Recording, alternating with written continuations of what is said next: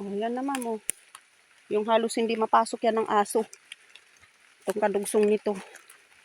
Yan po yung natrabaho nila nang mula hindi ako nag-a-update sa inyo. At busy din po kasi ako ay.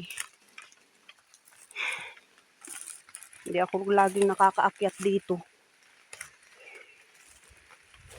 Hoy! Hoy! Oh, yan. Oh, kita nyo naman po, ang linis na ng ilalim. Nung nakaraan, hindi natin madaanan to. Hindi ko to masuot. Oh. Papunta ako dun sa muhon dito sa taas. Pagitan nyo nila Ma'am Cherry Ann.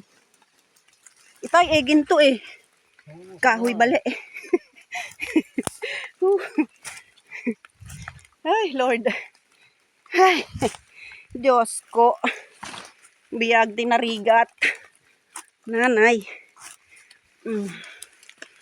Yan o, kalawak naman mo. Oh. Choco! Ay. Asan dito itay?